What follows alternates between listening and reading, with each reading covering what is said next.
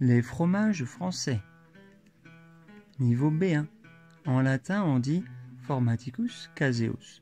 Fromage, tout comme formaggio en italien, vient de formaticus, de la même famille que forme.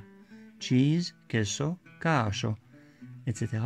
viennent de caseus, qui a donné en français caséine, la substance à la base de la transformation en fromage. L'ensemble des transformations du fromage se dit affinage. Il y a traditionnellement 7 familles de fromages français. 1. Les fromages frais, des fromages sans croûte, très peu d'affinage. Par exemple, la brousse. Un petit peu de sucre et ça fait un dessert léger. 2. Les fromages de chèvre. Ils sont si nombreux qu'ils forment une famille à part entière. Par exemple, le Sainte-Maure de Touraine. C'est aussi très bon sur pain grillé avec une touche de miel. 3. Les fromages à pâte fleurie.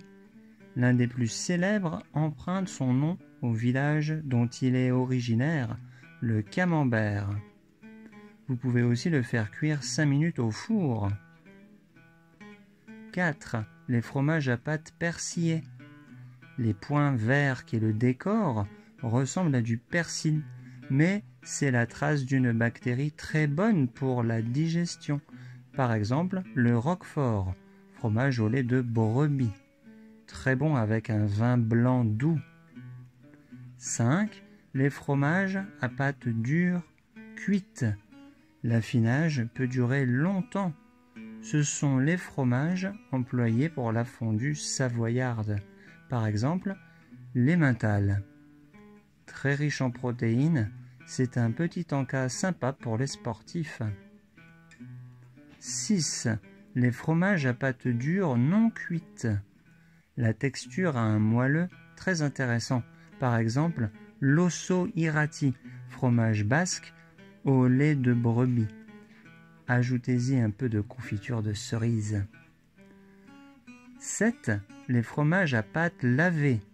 Ils sont régulièrement retournés et brossés à la saumure, au vin, etc.